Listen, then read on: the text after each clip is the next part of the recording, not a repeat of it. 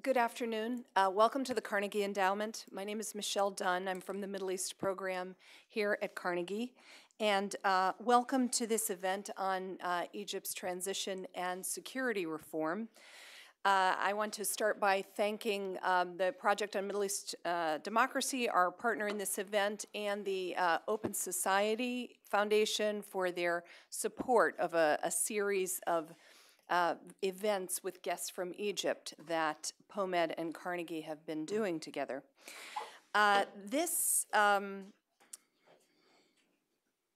topic, security reform, is a little bit under the radar or off the screen as we watch the Egyptian transition, but it is so critical, I think. Political issues are perhaps getting more, elections and constitutional reform and so forth are getting more attention. But in my opinion, reform of the internal security services here. And today we're going to be speaking primarily about that, about internal security services as opposed to the armed forces, which of course the armed forces and the Supreme Council of the Armed Forces are actually in political control of the country now. But the internal security has played such a role and such a deleterious role in political life in the country and in the human rights situation in Egypt for a long time, that I've long been of the opinion that if there are not serious changes in internal security in Egypt, then nothing is going to change, no matter what kind of electoral provisions you put into place and how many political parties are, that this is an essential element if Egypt is going to transition to democracy.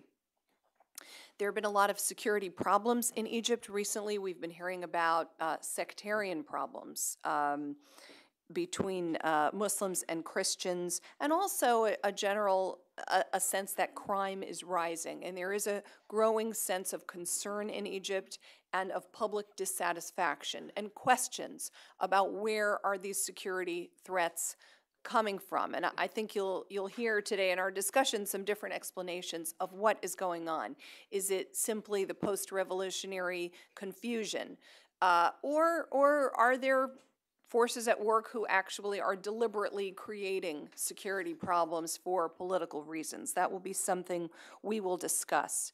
There have been some announced security reform efforts. The Egyptian authorities announced a couple of months ago that the infamous state security, basically the secret police, were disbanded, and something new called national security would be created in its place that would have a more limited role. But there's a real question as to whether that's really happening, what's going on, what is the real, is there a real process of change underway or not? Understanding that these things take time, but at least it's been announced that they are beginning now. We'll be discussing whether that's really the case or not. There are many things that are hanging fire. The Military Council has promised lifting the state of emergency that Egypt has been under since 1981 and restoring something more like the rule of law. They've promised to do that before parliamentary elections in September, but that has not happened yet. And there's a broader question, I think, as Egypt moves forward about whether there will be civilian control of the internal security sector as well as of the armed forces. There has not been in the past. We have, I think, with us wonderful guests to discuss this today, people who have been seized with this matter for a long time. To my left is Dr. Mohammed Qadri Saeed, who has joined us from Egypt for this event and for this week. He's the head of the Military Studies Unit at the El Ahram Center for Political and Strategic Studies in Cairo. He serves as the center's coordinator on a project of regional security in the Middle East and North Africa, and he's a member of the Egyptian Council on Foreign Affairs, and he has written on security reform. And I would note he has written on security reform in Egypt at a time when it was not necessarily, when it was not necessarily easy to do so. At the end of the table is Omar Afifi Suleiman. He's a former police officer in Egypt and a former Supreme Court lawyer. He's the author of an extremely popular book called So You Don't Get Hit on the Back of Your Neck, which was banned in Egypt. It was a guide to Egyptians of how to avoid getting their rights abused by police. He has been in the United States now for several years and was active in the online protest movement in helping to organize the January 25th revolution. And to my right is Robert Perrito, who directs the U.S. Institute of Peace's Security Sector Governance Center. He's a former Foreign Service minister and a former Deputy Executive Secretary of the National Security Council, and he will be helping us look at what's going on to Egypt and putting it into a more global perspective. How do we match up what's going on or what is or isn't happening in the security situation and the security reform situation in Egypt with what has happened elsewhere in other transitions? So we'll have each of the speakers speak for a few minutes, and then we will open it up to your questions. So, Dr. I'm sorry. Shall I introduce myself? I'm very sorry. And translating for Omar Afifi Suleiman will be Mukhtar Kamel. He is the communications director of the Alliance of Egyptian Americans. He has volunteered to help with the translation today because he knows this subject very well. But he also wanted to mention that he's going to be translating for Omar rather than giving his own personal opinions of the subject.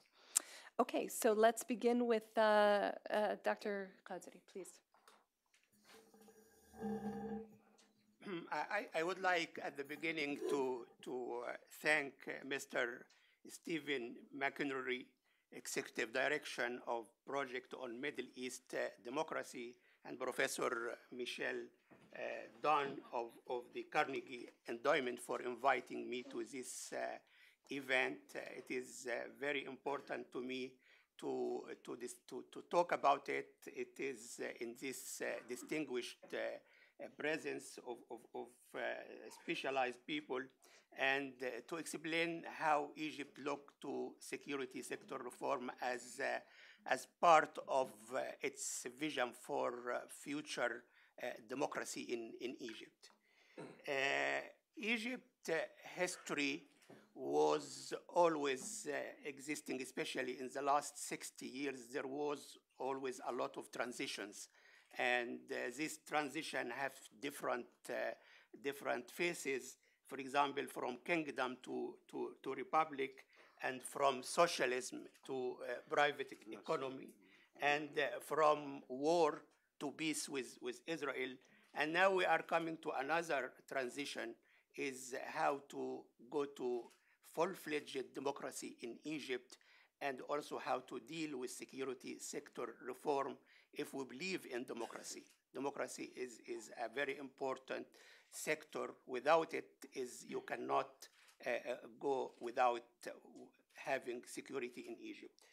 In general, and I live in Al-Ahram Center, I receive a lot of investors who come to Egypt planning to build a factory or something.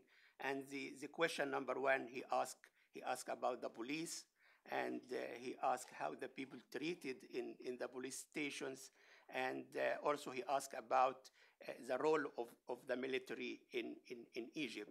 And from this point, I was convinced that security sector reform is the shortest way to development. If it is not taken seriously, you cannot develop your country.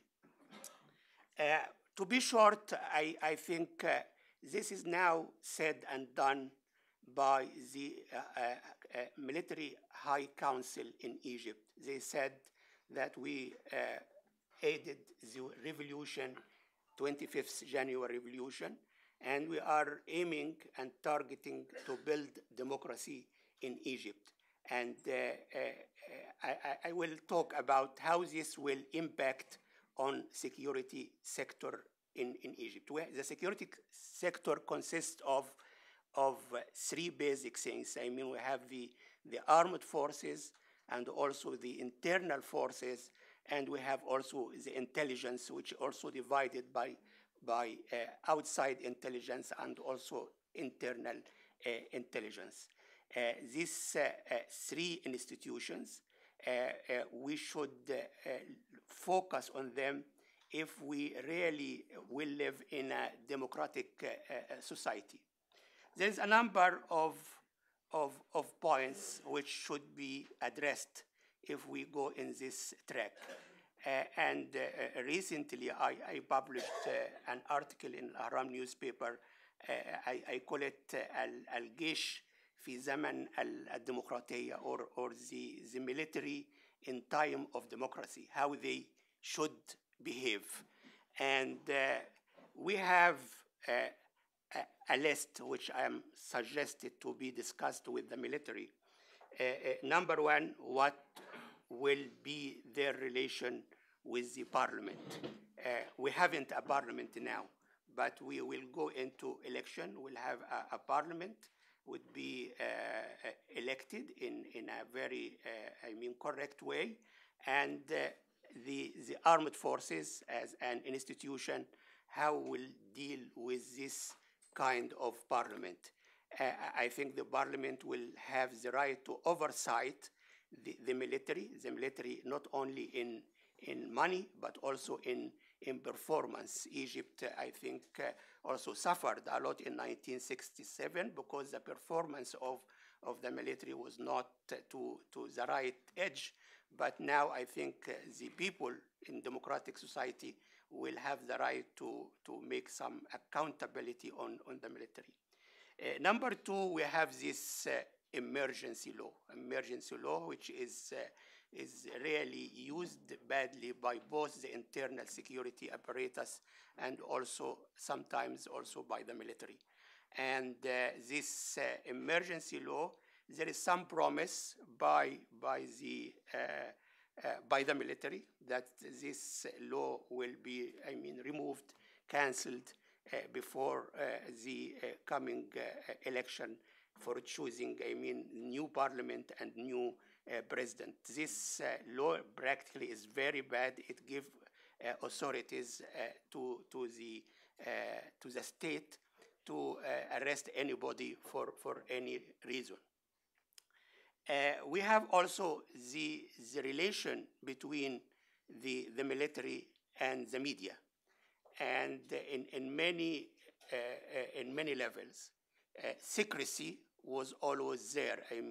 Every maybe one word is sometimes is considered as a secret of state, and sometimes even people are arrested for saying something which is very trivial, is not important. This relation with the media and what is said in the media about the military is very important, and I think also this was one of the aspects which should be taken into consideration for the future.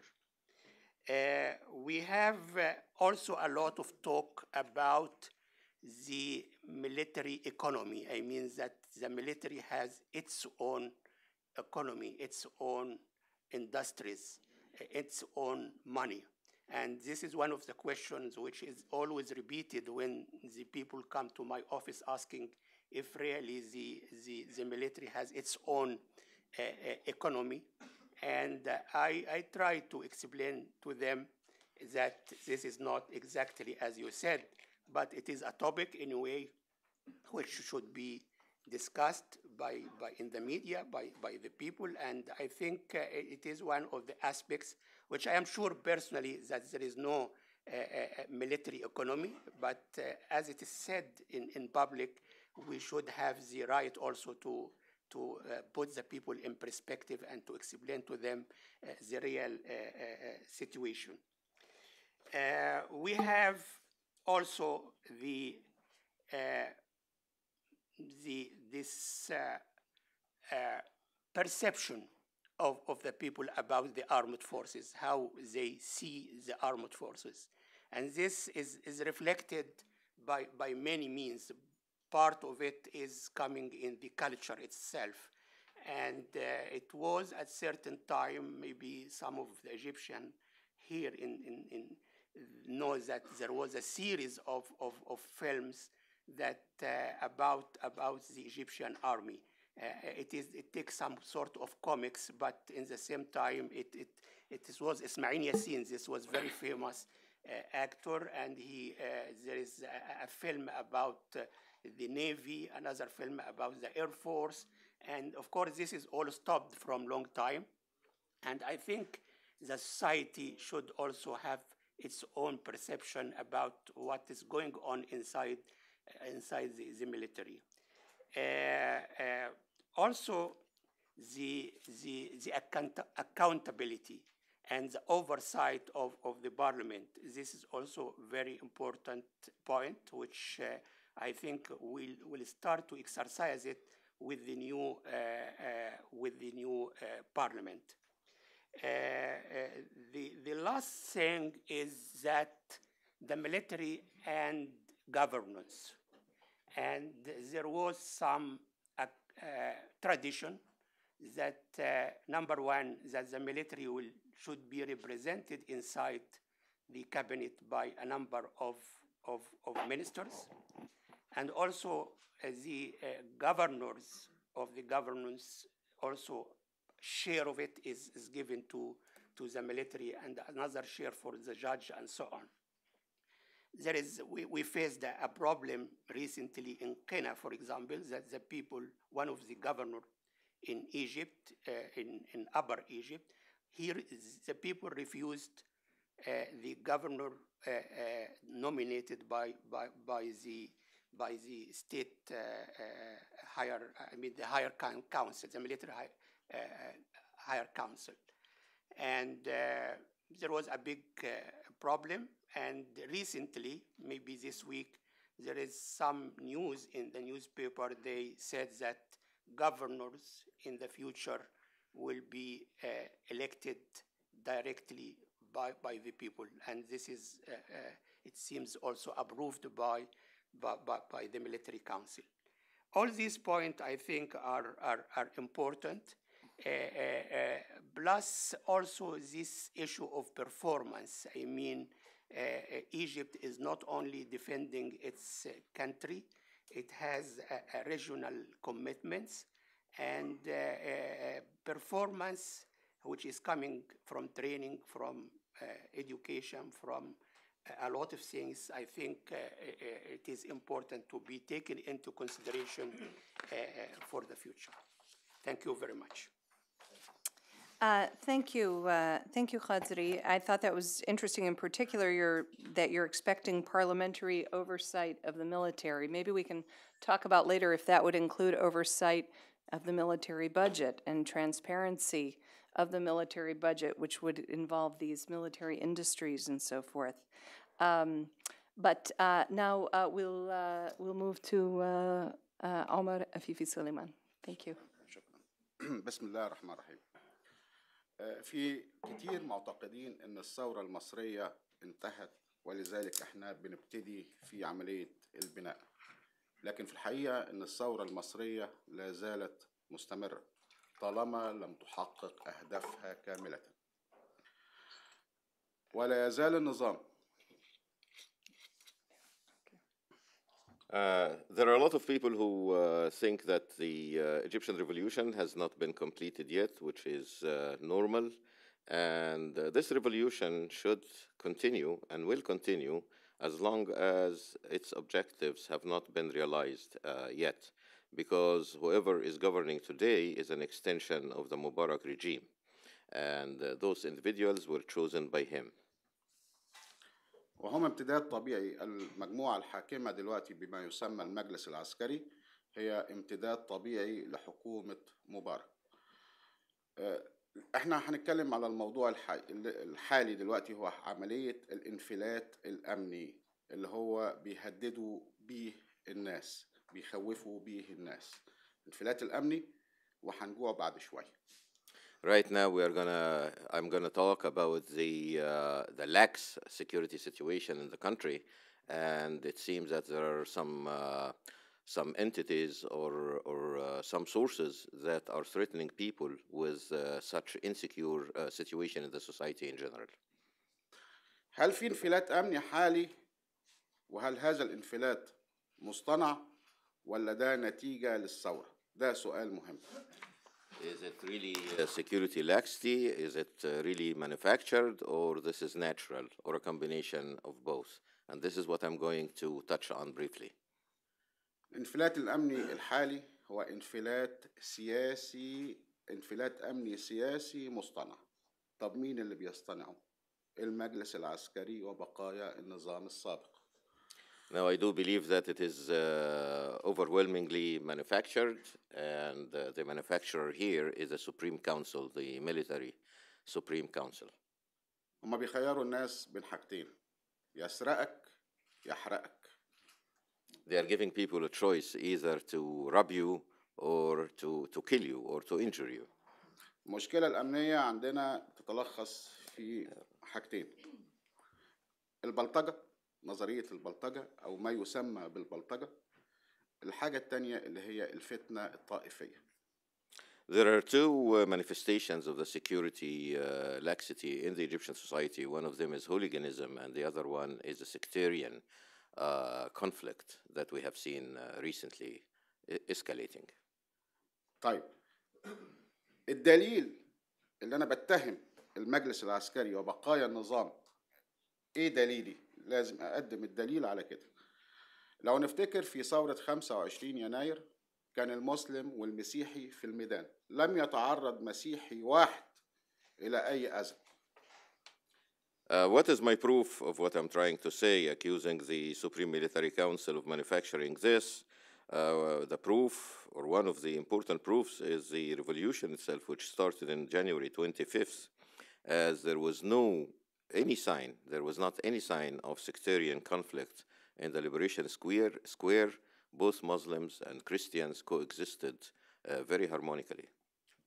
طب البلطجة ما كانش فيه أمن، اشمعنى البلطجة ظهرت دلوقتي وما كانش فيه بلطجة وقت بداية الثورة من يوم 25 يناير؟ لأن الثوار بنفسهم هم الذين حموا مصر أثناء الثورة، لكن دلوقتي في ظاهرة البلطجة. ليه؟ دلوقتي هقول. Why didn't we witness hooliganism during the revolution? In fact, the people have protected each other and have protected the vicinities when there were demonstrations, and the environment was really conducive to that.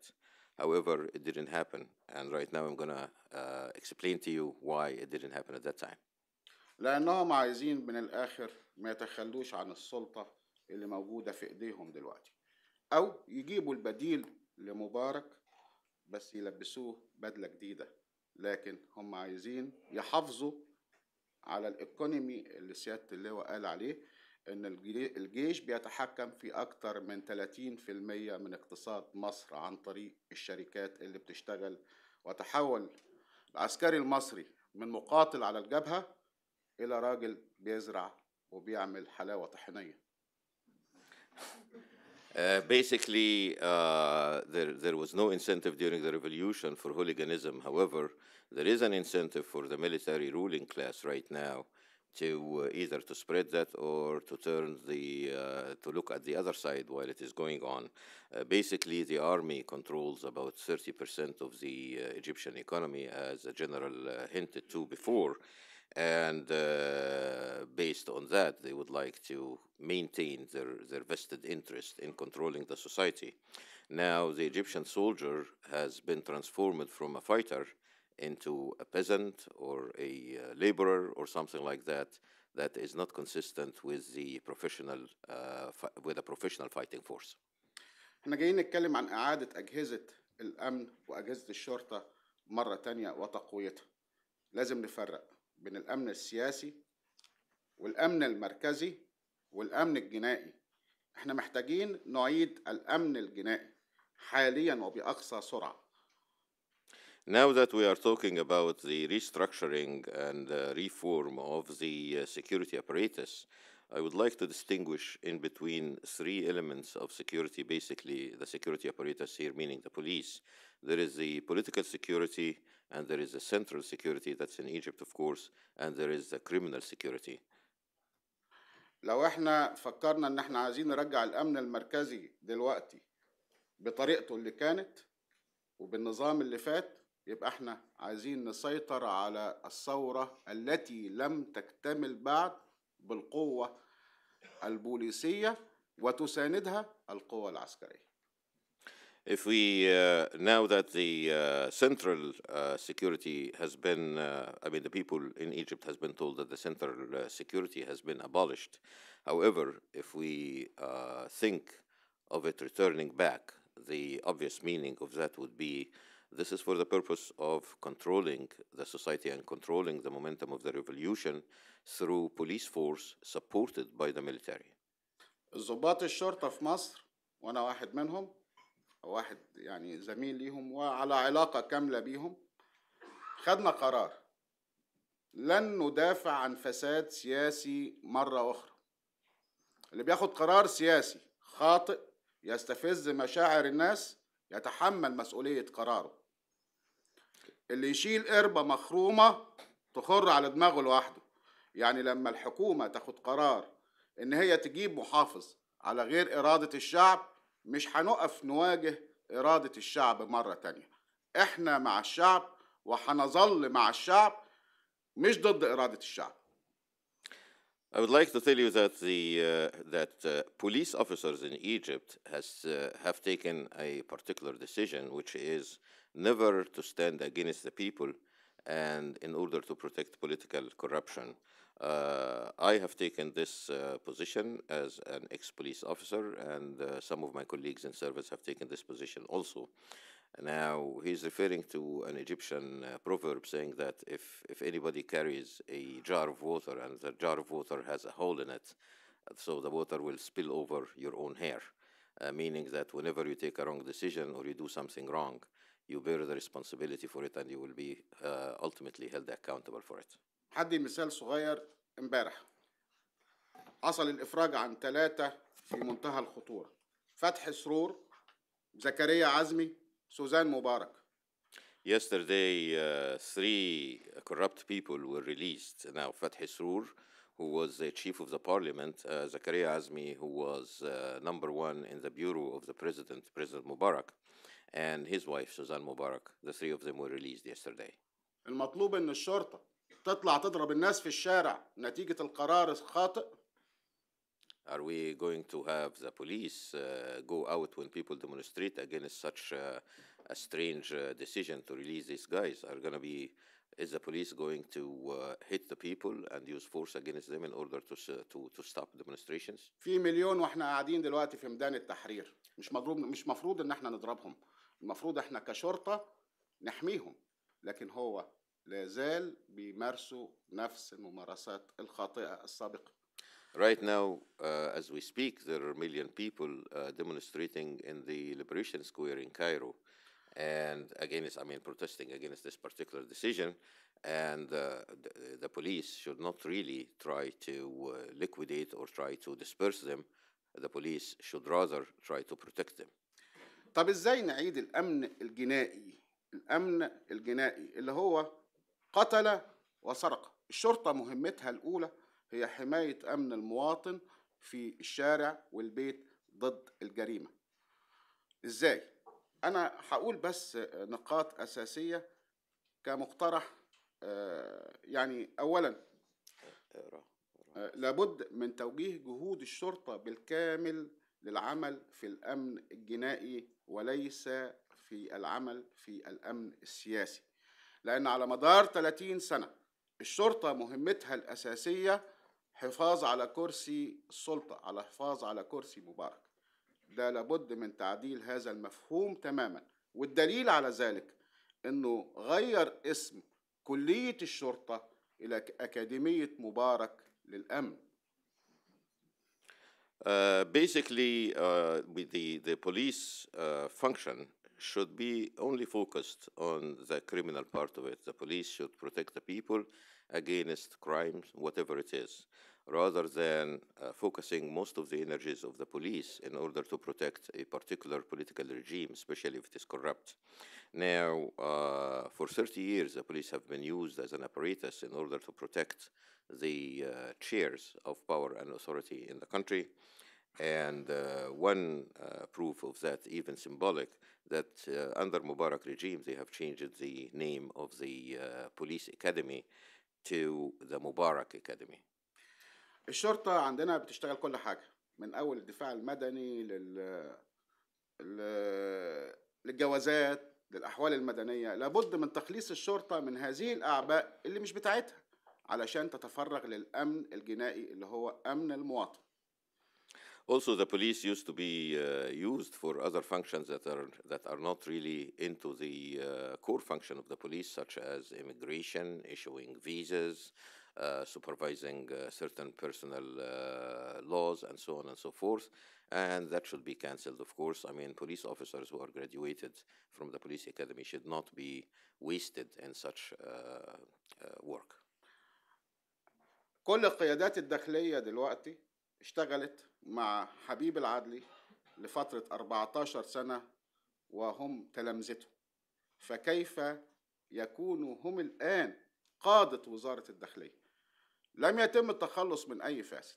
أقل واحد فيهم كان بياخد 1,000,000 جنيه في الشهر من هذه القيادات، وبالتالي فكلهم لابد من يا إما إحالتهم للمعاش، إما يروحوا لوظائف مدنية مع تأهيلهم، لأن دول ناس بالعربي زي ما بيقولوا مصاصين دماء، فالإصلاح فيهم أو بقائهم هو إضرار بجهاز الأمن. Now, the high commands of the Interior Ministry, which is the ministry supervising the police, those generals and brigadier generals have been at least in service for 14 years under the ex-Interior Minister, which is Habib al-Adli, an ex-police officer also. And the least fortunate among them, his salary would be about £1,000,000 a month. That's the equivalent of about $200,000 a month.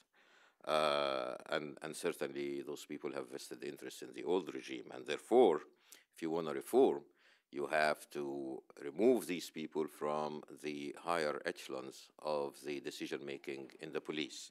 They should be retired, or they should be transferred to civil jobs, whatever it is, and you can give them packages, you can give them some training, you can basically qualify them in order to start new life in the new civil society in Egypt.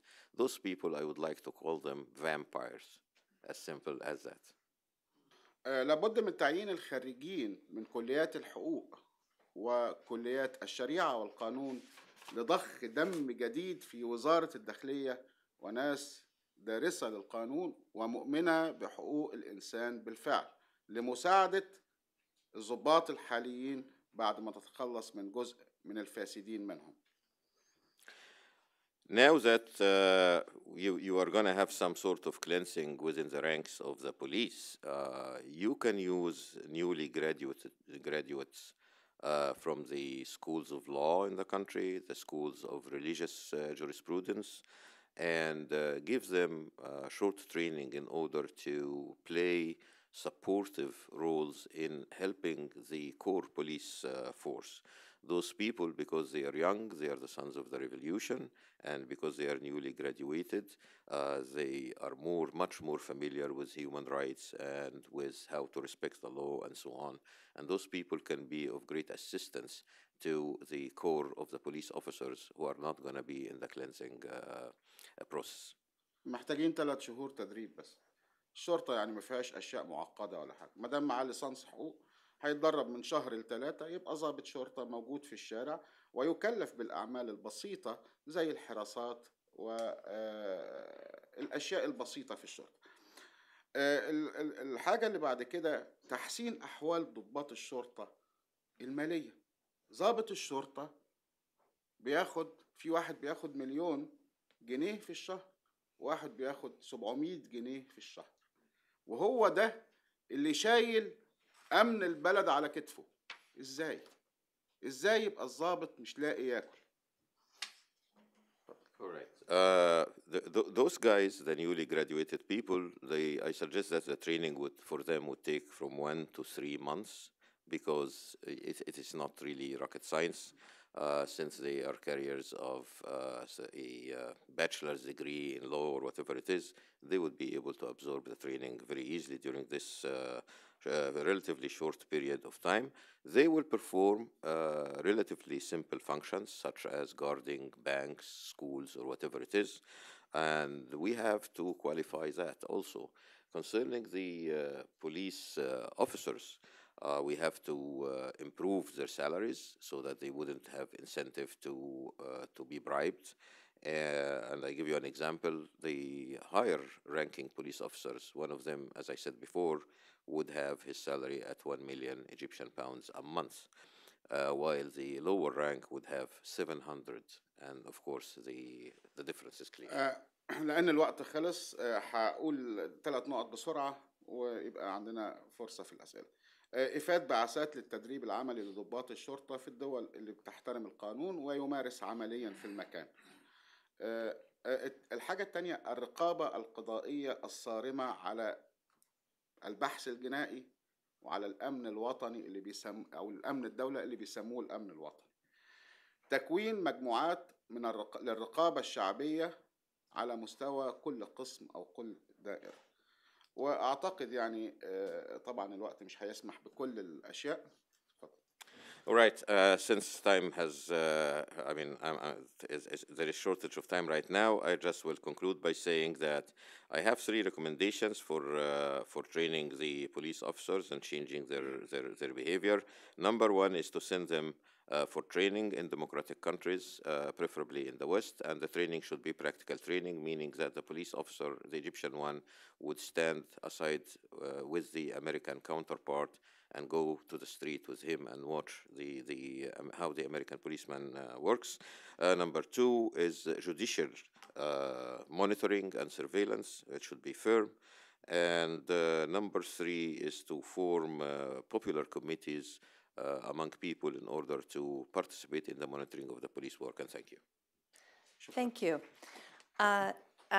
Okay, so I want to just clarify something in terms of the internal security forces of Egypt. What we're looking at is basically 3 branches, right? There was the regular police that were the largest group, the central security that are basically sort of the riot police, and the state security, which were the secret police. And what's been announced so far is supposedly reform of the state security, or changing the mission of the state security to be going after terrorism and so forth, and not getting involved in the politics of the country. Before, if you'll be patient with us for 1 more minute, Bob, before we move to your comment, I would like both Qadri and Omar to answer just in 1 or 2 sentences. To what extent, what do we know about this reform of any of these 3 branches? Is there anything really happening now, or is this something that just has been announced but is not actually underway? I think those institutions, the problem with them, especially the security part of it, is that they go out of limits of their job. I mean, they go out of it. And for example, the intelligence part, they should use it only for defending the country and the people, but sometimes they use it for outside jobs, which can touch the individuals who are against the government, or sometimes even they touch people who did nothing, but they do it as a revenge or something like that. So these institutions, is the problem with them that there was no any oversight over them. There is no any accountability, which was missing. And I think any reform which will be applied on this institution will go into this framework. And institutions who are responsible in front of the parliament, in front of the people, they are working in their own job, not outside their job. كل أجهزة الأمن بما فيها الجيش بما فيها الشرطة على مدار 30 سنة بتشتغل لصالح شخص واحد اسمه مبارك. لابد من تغيير المفهوم ده تماما، إنه يبتدوا يشتغلوا لصالح شعب اسمه شعب مصر. ما يتم حاليا مفيش أي جهود لإعادة أجهزة الأمن حقيقية، لأن هذا الانفلات مطلوب دلوقتي علشان ما يبقاش فيه انتخابات في سبتمبر. وهقول لكم إذا كان هيجي سؤال في الموضوع ده ليه.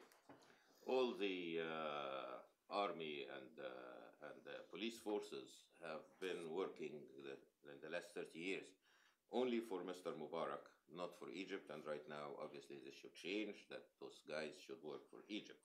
And right now, there is no effort whatsoever in order to effect the reform that we heard about. And in addition to that, I repeat that the security laxity that we have hinted to before is deliberate. Okay, thank you. So we hear about abolishment of state security. We hear maybe about another change in the interior minister and so forth, but you feel that there are no real reform efforts underway at this point. Okay, Robert Perrito. Thank you very much. I'm Bob Perrito. I'm from the United States Institute of Peace. I'd like to thank Carnegie and Michelle for the opportunity to be with you this afternoon. And I'd like to also thank Mohammed and Omar for two very interesting and really very detailed presentations. And I think they provide an excellent background for the job which I've been assigned, which is to talk about the theory and practice of security sector reform as it may apply in Egypt. The principles of security sector reform are consistent with many of the recommendations that you've heard. I've also been asked to talk about the challenges which the U.S. and the international community would face in actually providing assistance to Egypt in this effort. It's very clear that the process of establishing democracy in Egypt cannot succeed without a transformation of the institutions and forces that comprise the security sector. Successful security sector reform will require the creation of security institutions that answer to a democratically elected civilian leadership and which are subjected to parliamentary oversight with real authority, as you heard from Michelle, particularly in the area of budgets and resources. Security sector institutions must be right-sized and refocused. We've heard about the involvement of the Egyptian military in the economy. Establishing democracy requires reforming powerful militaries, predatory police forces, and ruthless intelligence services. The militaries must be refocused on external defense, the role of militaries in democratic societies. Police must enforce the rule of law. Intelligence services must perform analysis and not internal operations. And this transformation everywhere has been difficult, and it will be difficult in Egypt. But it is essential to preserve the gains that have been achieved through popular demonstrations. And we have learned over the past several years that comprehensive security sector transformation can be effective in prioritizing, sequencing, managing, and implementing democratic change. Transformation must begin with a comprehensive approach that looks at the security sector as a whole, including the judiciary, those elements of the judiciary that are concerned with enforcement. A comprehensive overview ensures that all elements of the security services, not just the army, not just the police, but also powerful groups, armed groups, elements that are outside the formal structure are also included. The goal of this effort is to establish democratic governance of the security sector through a transformation of institutions that provide policy, management, administration, and logistic support, and to do that first. It is not simply to introduce or produce more effective operational security forces. And this has been our knee-jerk reaction in the past. If you look at what we've done in the Balkans, what we've done in Iraq and Afghanistan, it has been to move quickly past or even ignore those institutions of government that are responsible for overseeing the security services and to move immediately into train and equip programs designed to put operational forces into the street. The reason for this and the challenge for the United States government evolves out of a circumstance where we fail to have within our own government the kind of infrastructure we need to carry out comprehensive security sector reform programs. The United States has no counterpart to the Ministry of Interior in Iraq in any shape or form. Our Department of Interior, as you know, runs our national park system. The United States has no national police force. We have nothing like the Royal Canadian Mounties or the German police or the French National Police. We certainly have no counterpart institution to the Egyptian police. And we have, most importantly of all, no central institution within the U.S. government that is responsible for implementation of security sector reform. So in the past, what's happened? As I said, the U.S. has quickly defaulted to train and equip programs. And in the Middle East in particular, these train and equip programs have been conducted in the context of a counterinsurgency agenda. Now, given our spotty track record then in implementing these kinds of programs, where do we look for guidance and where do we look for an overview in terms of comprehensive security reform that might be used in the Middle East? We have in the guidelines for security sector reform and in about a decade of practice some principles that have emerged, which I'd like to run through now very briefly, but because I think they're useful in terms of providing a framework in which, you know, our discussion can go forward. And you'll hear in what I'm about to say reflections of what we've heard from our first two presentations. The first principle is support host nation ownership. Accounting for the security concerns of the Egyptian people, which are broader than just physical security, is the most important factor here. It is very important for us to move past elites, to move past previous regime elements, to move to a place where we actually engage with local people who will provide guidance and then ensure proper implementation. So host nation ownership is a key principle. Another key principle is the incorporation of the principles of good government and respect for human rights. Accountability, transparency, and legitimacy must be among the primary considerations for the security sector reform process. Security services must be encouraged to meet these standards, even though it may appear in the beginning or initially to reduce their ability to restore public order and control of crime. And what we've heard in the first two presentations is a sort of repetition of a classic argument that emerges at this point in all security reform situations in which people step forward and say, wait a minute, if we deprive the security services of their right to be arbitrary, their right to use violence, then the criminals will take over. That, in fact, turns out not to be true. In fact, it's only through the adoption by the security forces of practices of respect for human rights that they can join forces with the population and the population joins them. Police forces have proven around the world that police forces cannot solve crime, police forces cannot provide security by themselves. They can only do that, and they do that in the United States in partnership with the community. What happens in situations like Egypt, what happened in South Africa and what happened in other authoritarian countries is when the police are deprived for the first time of their ability to use violence and their ability to act with impunity, is that they are lost. They can't fall back on the kind of moral authority and on the kind of effective policing skills that police forces enjoy in democratic societies. The reason that many of us don't break the law is not because there's no police officer around. It's because of the authority that is involved in just simply respect for the rule of law. And unless that is restored in society, then it doesn't function. There must be balance between operational support and institutional reform. As I said, our knee-jerk reaction has always been to rush into the field to start training police. And I've been watching my colleagues at the State Department and the Justice Department.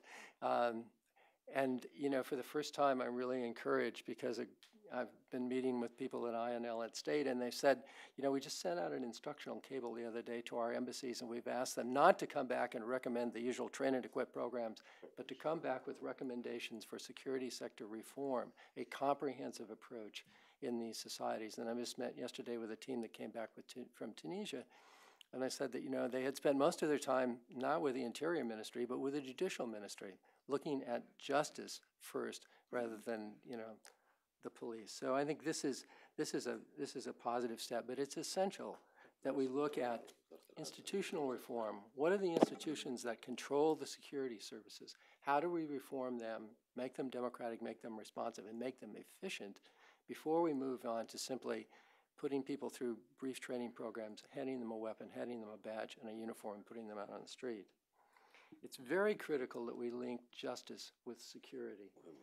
In situations like we have had in Egypt, where the population has rebelled because of a lack of justice, it's self-defeating then to move to a situation where justice is pushed aside or is put on the back burner or is something to get to later.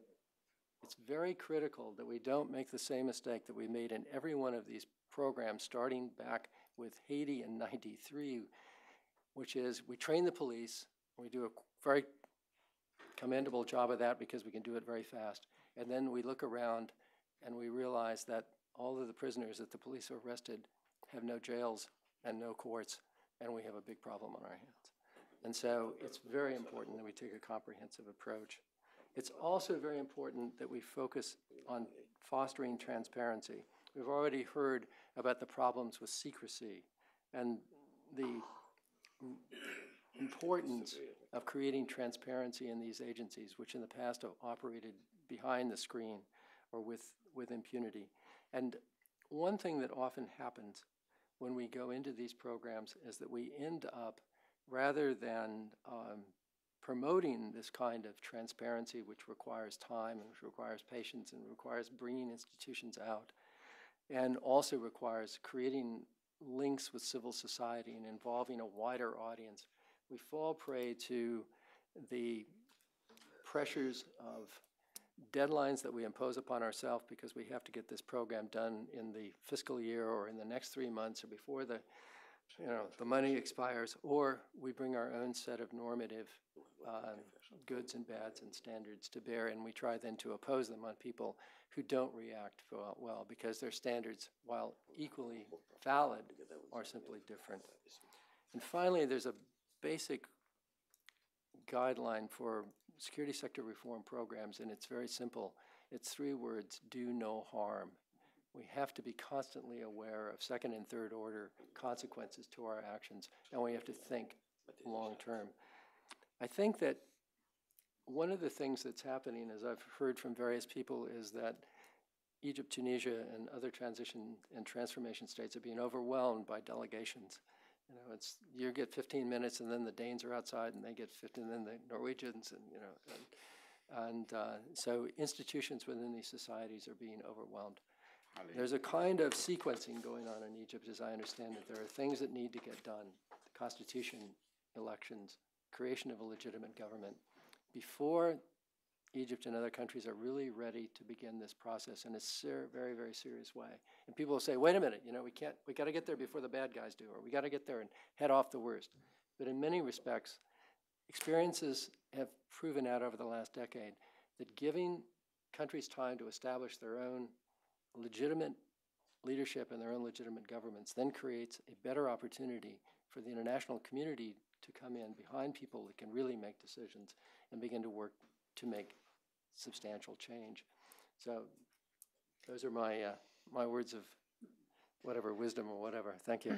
Thank you very much, Bob. I think what you say raises so many interesting questions, and one that occurs to me is that we know that the Egyptian military is probably going to continue to enjoy a great deal of influence in the country even after an elected government and president is in place and they formally hand over control. So the whole process that you talk about of restoring rule of law and establishing transparency and so forth, I think it will be very interesting going ahead to see to what extent the Egyptian military is willing to go along with that for the internal security services, knowing that, of course, the logic is that in a certain time that same lens will be turned on them, transparency for their budget and all that sort of thing. Yes, this is really critical. We can look at various examples in South Asia, Pakistan.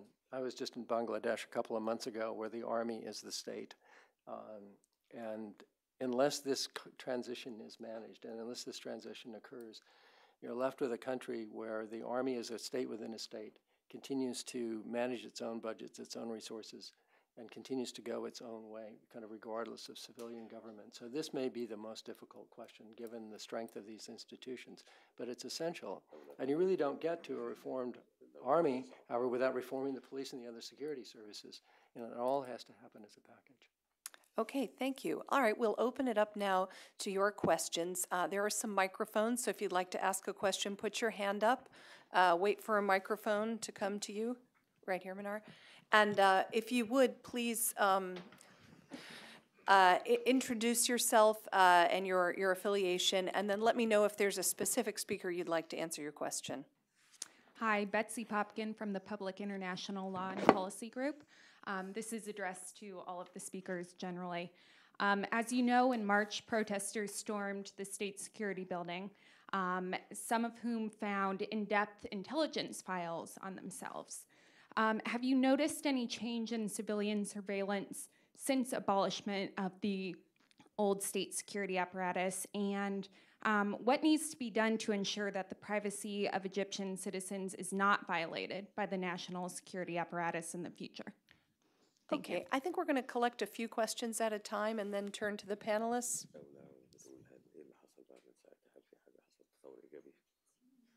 No, it's this gentleman right here. Thank you. Thank you. My name is Jeff Aronson. I'm with the Foundation for Middle East Peace here in Washington. I was wondering if each of our Egyptian speakers could give his understanding of the nature of the dispute between the Interior Ministry and the Army Ruling Council. What is it that the Army Ruling Council specifically was unhappy with in late January and February when the Interior Ministry forces were pulled off the street? And relating to the discussion that we just had at the end, can this problem be solved without transformation of institutional authority in Egypt? In other words, can the Supreme Army Council fix the problem that it has with the Interior Ministry without ceding oversight to an empowered civil society? Thank you.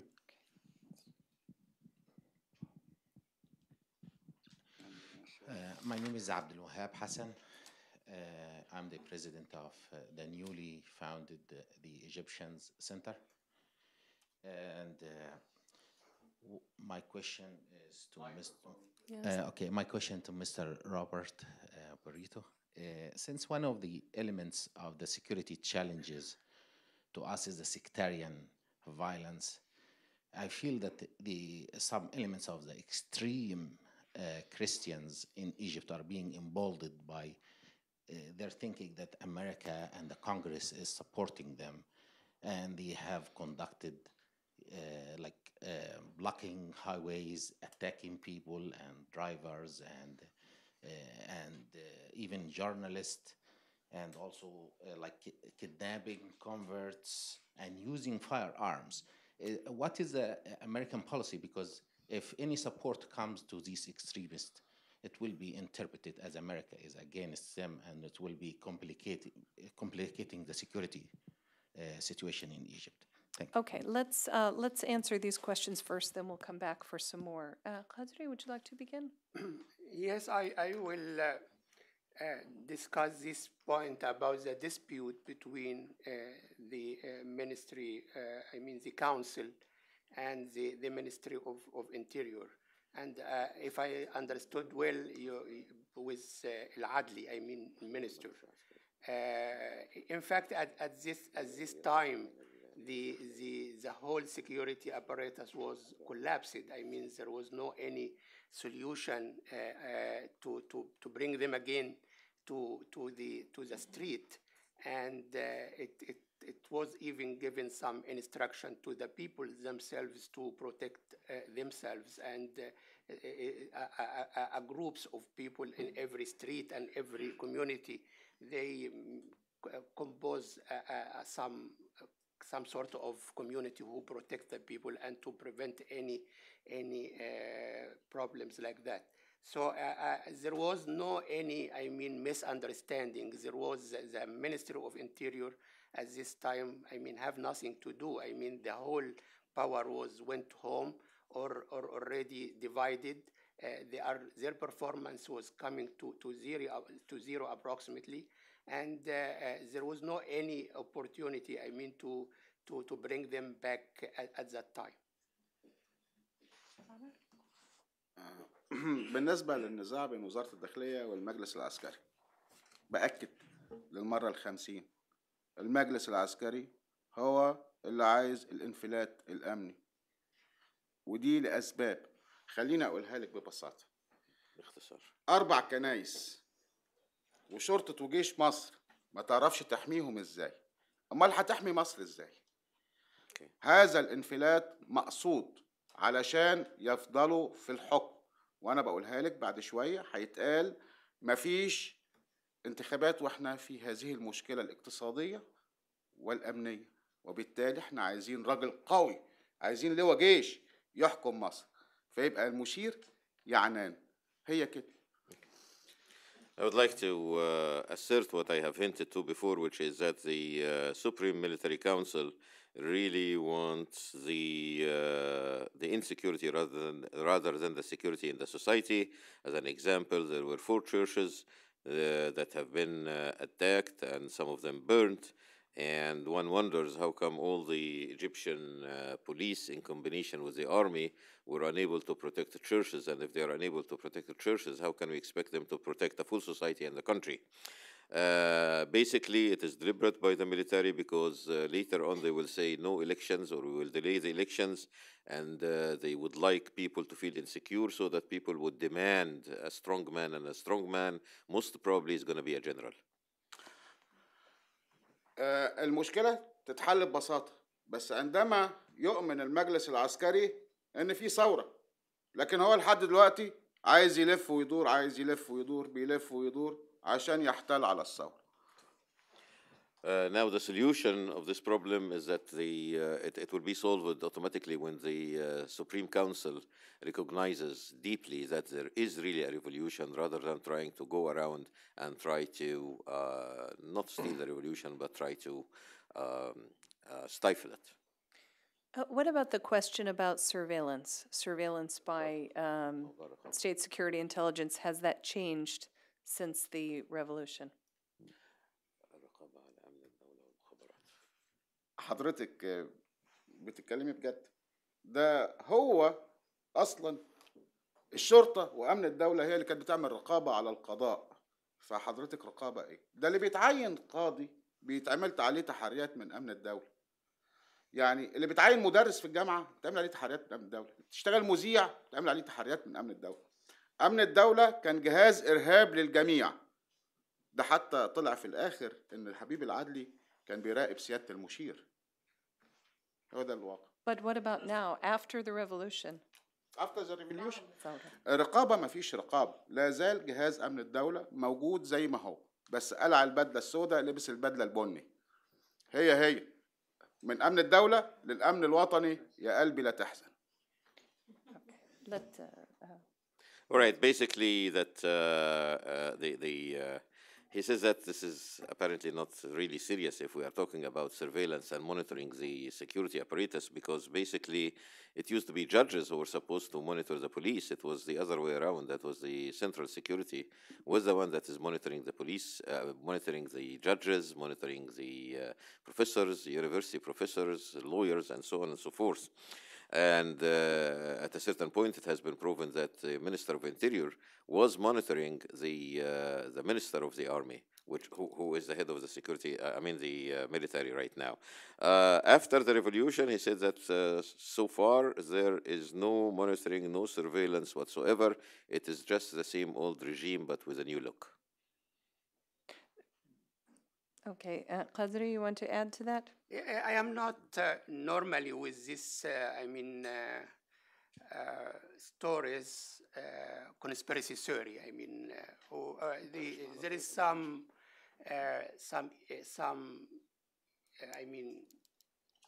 some indications that that the armed forces and the council was supporting the revolution from the very beginning, and continue to that till now. I cannot understand that after the military council did with this revolution, will go back again to zero. I mean, he will continue in its path. He will support them until I think, I mean, all his promises, which was given to the people, was done in time. With respect to religious sectarian violence, this is number one, exists in Egypt from many years ago, even before any revolution. I mean, it happens from time to time that Copts and Muslims, they have some, I mean, confrontations. And what is happening now is is a continuation of the past because of some, I mean, bad also arrangement socially. And in the same time, also the whole environment is a little bit volatile. At the end, I think we have the military will continue in its path, and it will support the revolution, and it will, I mean, will at the end we'll see also we have an elected parliament and elected president, and Egypt will go in this direction for to be a community of democratic governance. Please, I want to ask سيادة اللواء. هو بيقول إن الجيش أيد الثورة على الإطلاق. الجيش خضع لإرادة الشعب. كل ما يقال إن الجيش أيد الثورة ده مش حقيقي. في يوم 28 ويوم موقعة الجمل، الجيش سمح بفتح ثغرات عشان الناس دي تخش وبالترتيب مع الجيش. الجيش أيد نفسه بدليل إن هو اللي في السلطة. خليني أقول لكم، مشير طنطاوي قعد 20 سنة وزير للدفاع في هذه الوزارة الفاسدة، وكان مشير لمبارك، فكيف يكون مؤمن بالثورة؟ إزاي؟ المجلس العسكري كله اللي مختاره مبارك واحد، إزاي يكونوا مؤمنين بالثورة؟ نضحك على بعض. يقول لك إحنا كنا نقدر نفرم الناس في ميدان التحرير، ده مش حقيقي، وما يقدروش يفرموا الناس في ميدان التحرير، لأن كان في بره في الشارع 18 مليون مصري، وما فيش جيش في الدنيا يقدر يضرب 18 مليون مصري. ده خضع لقوة الشعب، وهيخضع للنهاية لقوة الشعب المصري. I have to object to the idea that the army really have supported the revolution. I hold this as completely untrue. In fact, what happened was that the army has succumbed to the will of the people. On January 28th, what has become known as the Camel Battle, in which everybody saw it in the TV, where camels and horses attacked people from the suburbs of Cairo. And at that time, the army have opened gaps in the ranks of the demonstrators so that the camels and horses can pass and can disperse the people demonstrating. And that's a proof that the army was not really supportive of the revolution. In fact, the army has supported itself. Tantawi, who is the head of the Supreme Council, has stayed for 20 years as Minister of War under Mubarak regime. He was handpicked by Mubarak, and all the staff under him have been handpicked by Mubarak also, and therefore it is very difficult to think that those people overnight have changed their mind and their behavior that radically. The army says that they could have dispersed and killed a lot of people in the Liberation Square, and that is certainly untrue, because the army cannot kill 18 million people, and those are the people who demonstrated around the country. Thank you. Bob, would you like to comment on the question? Yeah, just a couple of quick answers. One, in terms of the question about are there international models for dealing with intelligence services? Yes, there are, and in fact, the Germans had a delegation in Cairo early on that you may have read about.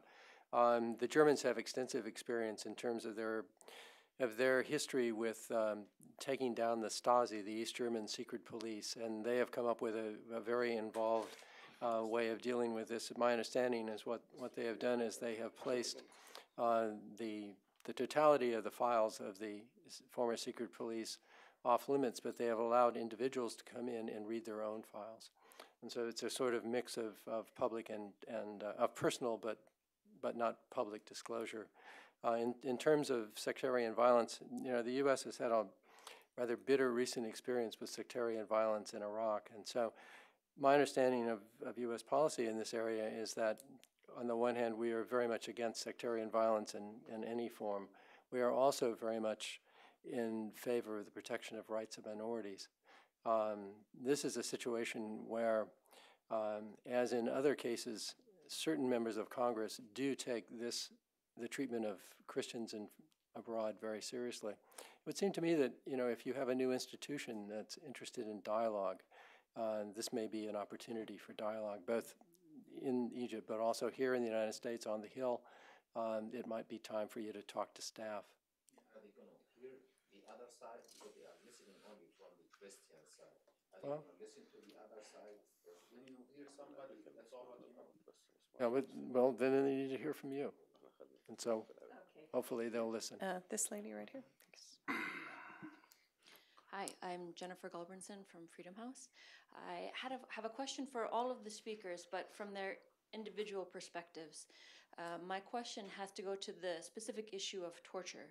And unfortunately, as we have seen as countries transition from authoritarian systems to more democratic, it doesn't necessarily mean the abolishment of torture, but rather the transition from dirty torture to clean torture, or that which doesn't leave the lasting marks.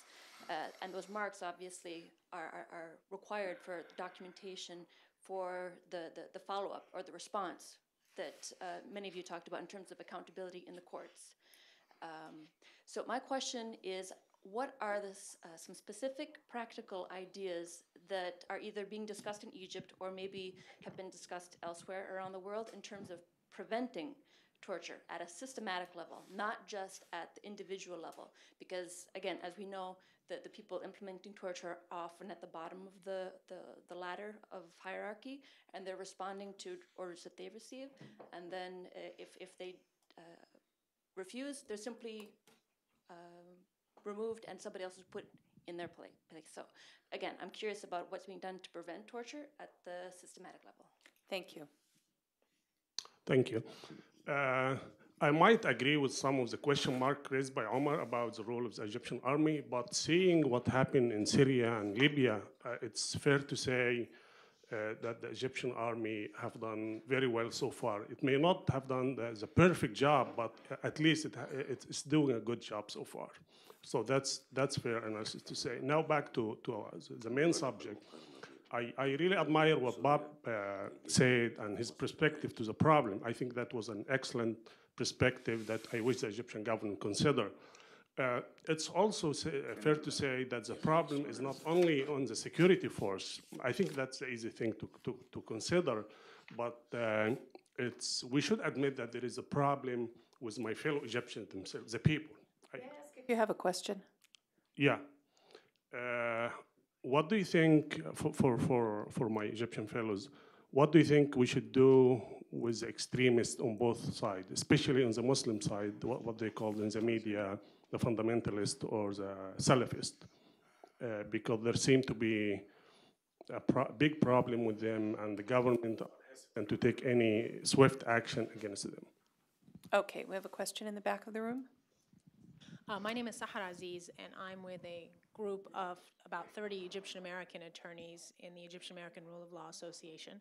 And we're working on providing technical legal assistance to the Egyptian legal community on some of these issues. And so I guess I have a conceptual question of, is it even worth the time?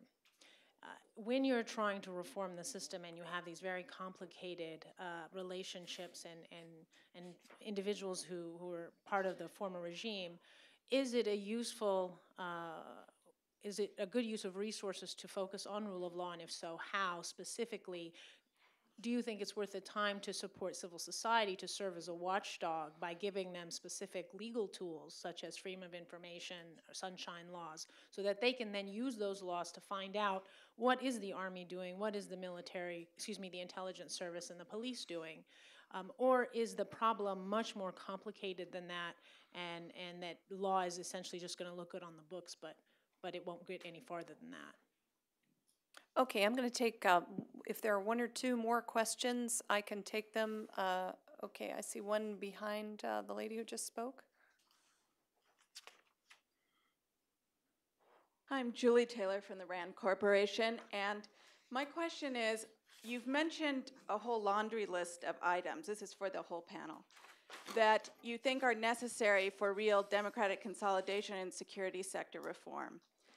I'm still wondering how many of those are actually doable at this time, how many you think are actually necessary. So for example, if you were not able to get civilian oversight of the military budget, but you were able to get more transparency on the economic role of the military, are these things that would be okay for right now, and then you could transfer to more civilian control later? Okay, and I think there was one more question. Okay, right there, please. And then we'll let each of the speakers have a last word responding to these. Thank you. Amir Ahmadi from the National Endowment for Democracy. And my question has to do with restoring public confidence in the police in Egypt. Of course, larger reform will be a big part of that, but is there any space or willingness on the part of the security apparatus to engage directly with citizens? There was some reference to public monitoring groups and civil society. What role can citizens do at this point to communicate directly to the police forces?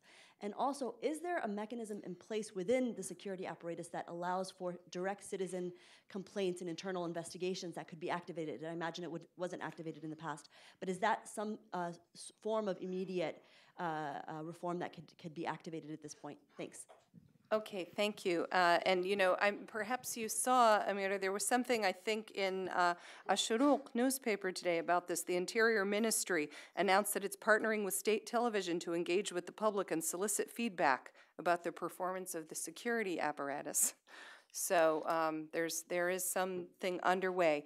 Let's start with you, Bob. Would you like to answer these questions and make any concluding remarks you would briefly, please? Yeah, very briefly. Okay, thanks very much. Maybe all of this comes together. The question about torture, the question about legal reform, and the question about parliamentary oversight. Absent legal reform and absent specific training for the police, so that there is an option within the legal system and there's an option within the police to forced confessions, you're going to have continued torture practiced by the security forces because they have no alternative. And so one of the goals of police training in all of these situations, and we're still struggling with this mightily in Iraq, is to provide the police with a wherewithal to have some option to actually forcing a confession. And so that then runs to the issue of legal reform. Unless the laws really require this, unless there is a legal basis upon which to do this, and unless the judicial authorities are willing to accept evidentiary-based convictions rather than confessions, you know, you're not going to move away from torture. And that's a problem, again, in Iraq, where the courts have been very reluctant to accept evidence as a means for getting convictions if there is no confession on the part of the accused. And then finally, parliamentary oversight. You know, you don't get to these the kind of parliamentary oversight that we have in the United States Congress of the Department of Defense budget and weapons procurement and these other things without legal requirements that this happen. And then the tradition follows. So I think all of these are interrelated and very important. Thank you. Omar? أنا عايز بس أضيف حاجة صغيرة إن 35% من قضاة مصر كانوا ضباط شرطة وضباط في أمن الدولة والبحث الجنائي. فيعني دي للمعلومة، واللي بيحاكموا دلوقتي حبيب العدلي كان ضابط شرطة. فدي معلومة صغيرة. بنتكلم عن التعذيب. I would like to mention that 35% of the judges in Egypt right now had been ex-police officers, and the guy who is investigating with the ex-Minister of Interior right now has been a police officer also. So I wanted that to be clear to everybody. تعذيب كان من أهم أسباب قيام ثورة 25 يناير هو التعذيب، وخاصة أنا بعتبر إن الشهيد خالد سعيد هو مفجر ثورة 25 يناير لما اتقتل على إيد الشرطة. وبالتالي سهل جدا، بس لابد أن يكون في رقابة شعبية. هو ده سؤال مشترك بين الأستاذة أميرة وبين حضرتك. لابد يكون في رقابة شعبية من المجتمع زي ما بيحصل دلوقتي. المجلس العسكري ياخد قرار نطلع سوزان مبارك، الناس تطلع له يروح راجع في القرار يقول لك هنوديها تاني. وبالتالي لابد من يكون، وده سهل جدا يتعمل، لجان شعبية في كل مركز أو محافظة مكون من عضو البرلمان، عضو المجلس المحلي، 4 من المحامين يتلقى الشكاوى، ويكون ليه القدرة على الانتقال لمعاينة التعذيب أو الحجز بدون وجه حق. الرقابة الشعبية، لأن السلطة المطلقة مفسدة مطلقة. Concerning torture, I would like to mention that torture was one of the very important reasons that caused the eruption of the January 25 revolution.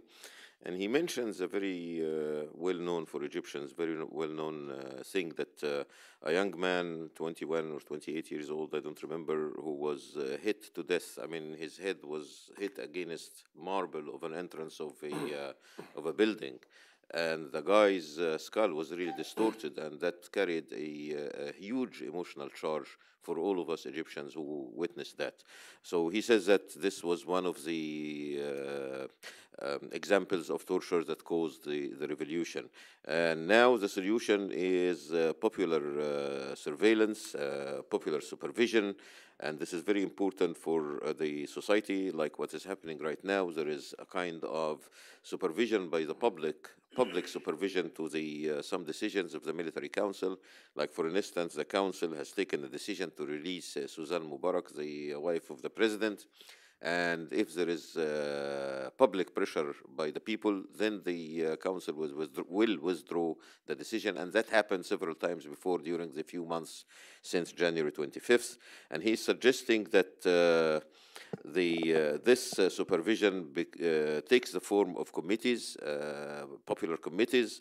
The committee would consist, for instance, in one parliamentarian, one member of the local council in the village or the city or whatever, and 4 lawyers. And those guys forming this committee would receive complaints from people, complaints of torture, and they should have the authority to go into police centers and investigate whether there is torture or not, and if there is, they would investigate in place. Qadri, please. About torture, I think this is part of security reform.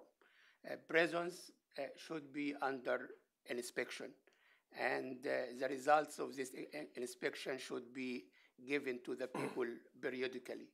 And I think this is missing in many Arab countries, and was also missing for a certain time in Egypt. But the attitude, I think, that all these prisons will be under inspection to raise any torture taking place.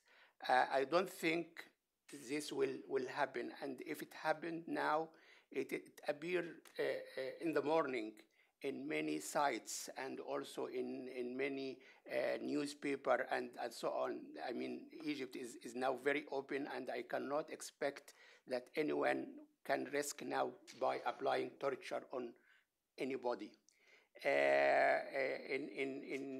Also in the future, and please, in the past, this torture was a case and a story of many of Egyptian films. And it appeared, and it was a famous film, it was followed by the people. And I think cinema and theater and also all kinds of advertising is a tool against any case like that. And I think also now the civil society is doing a big role in this direction. Once they detect something like that, they release it, and also it became clear in front everybody this is happening, or at least it raised the case, and then the community can discuss it if it is true or not. Okay, I think we've heard some different views about the nature of the security problems right now and what's actually going on, maybe more consensus about where it needs to go, but I think this will be an issue we'll be following for some time. I want to thank Mohammed Qadri Saeed, Omar Afifi, Mukhtar Camel, and Robert Perrito for joining me on this panel, and thank you for attending.